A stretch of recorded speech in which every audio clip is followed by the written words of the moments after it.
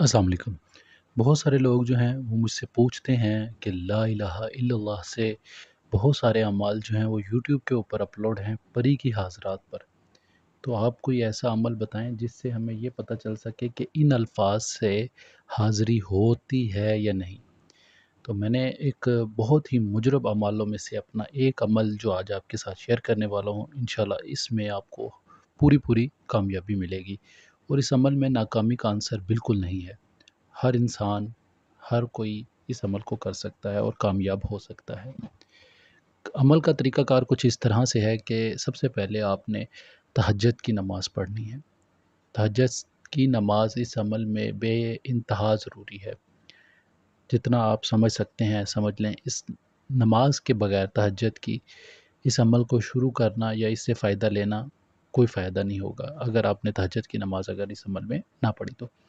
अमल इस तरह से है कि अमल में आपने सबसे पहले 2 रकात नमाज़ तहज्जुद पढ़नी है, जिसकी दोनों रकत में पहली रकत में आपने कुल हुवल्लाहु अहद पढ़नी है, दूसरी रकत में आपने इन्ना अतैनाकल कौसर पढ़नी है।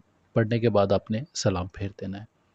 उसके बाद आपने ये तस्बीह करनी है खड़े होकर ला इलाहा इल्लल्लाह, ला इलाहा इल्लल्लाह। इसकी जो असल तादाद है वो 11,000 बार है।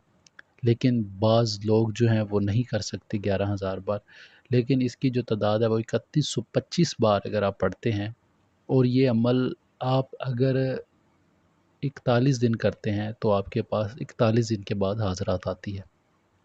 अगर आप इसकी तादाद को सवा लाख दफ़ा उसी दिन पढ़ते हैं तो आपके पास इसकी हाज़िरी उसी मिनट में हाज़िर होगी और ये बहुत बहुत ताकतवर हाज़रात है जिसका मैं आपको बता रहा हूँ, जिसका ज़िक्र मैं इस वीडियो में आपको कर रहा हूँ।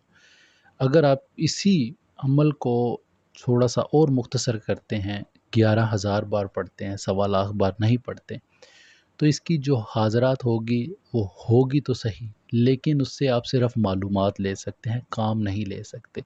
मालूमात से मुराद ये है कि आप उससे ये ज़रूर पूछ सकते हैं कि इस टाइम फ़लाँ बंदा क्या कर रहा है?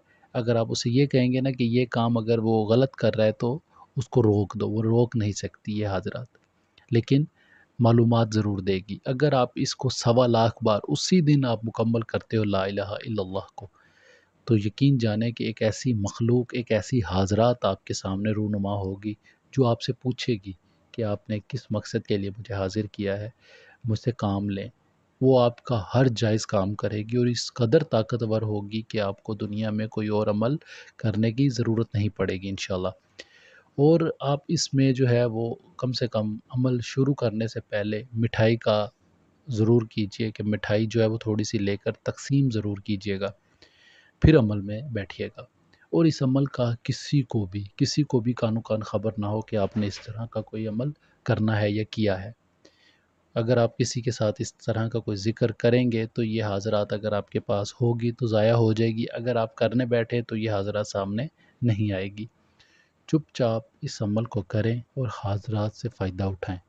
ये हाज़रात आपको हर तरह का फ़ायदा दे सकती है, लेकिन इससे नाजायज़ काम कोई ना लीजिएगा। ये आपकी बहुत मेहरबानी होगी। अगर आप इससे कोई नाजायज़ काम लेंगे, तो ये आपको नुकसान पहुँचाने में 1 मिनट नहीं लगाएगी।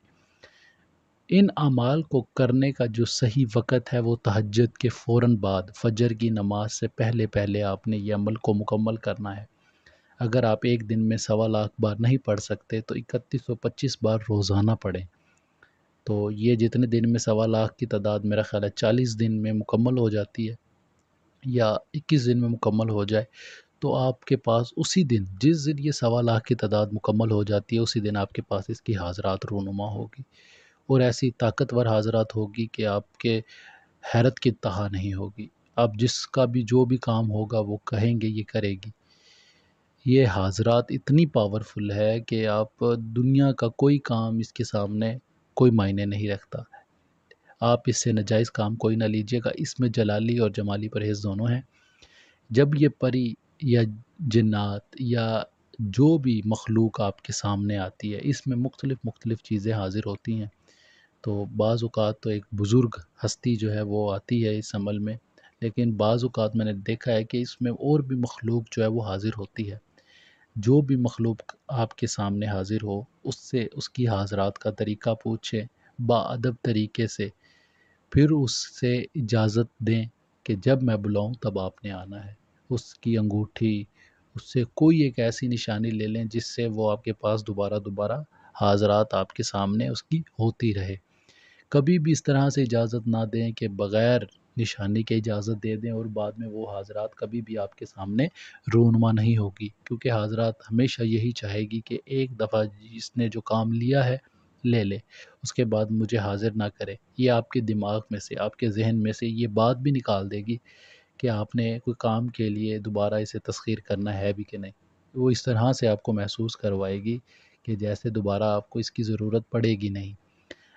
وقت کے ساتھ ساتھ جب آپ کے پاس یہ حاضرات ہو جائے، وقت کے ساتھ ساتھ تھوڑا تھوڑا ہدیہ صدقہ کرتے رہیں اپنی جان و مال کا، تاکہ آپ کو لوگوں کے کام کرتے ہوئے یا اپنا کوئی بھی کام کرتے ہوئے کسی طرح کی مسئلے مسائل پریشانی کا سامنا نہ کرنا پڑے۔ یہ بے حد ضروری ہے۔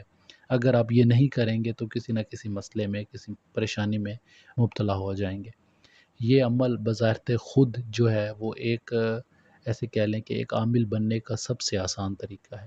آپ اپنی فیملی کا علاج کر سکتے ہیں، لوگوں کی فیملیوں کا علاج کر سکتے ہیں، لوگوں کے مسئلے مسائل کا حل کر سکتے ہیں۔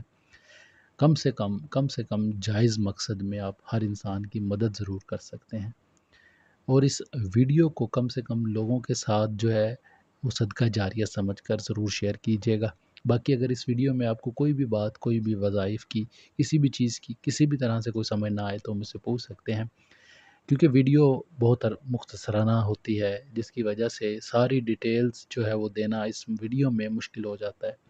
اگر آپ کو نہ سمجھ آئے تو آپ مجھ سے نمبر پر رابطہ کر کے پوچھ بھی سکتے ہیں، تو میں اس کا جواب آپ کو انشاءاللہ ضرور دوں گا۔ میرا نمبر میری ویڈیوز میں شائع ہوتا ہے، آپ اگر پوری ویڈیو سنتے ہیں تو آپ کو ضرور میرا نمبر بھی نظر آئے گا۔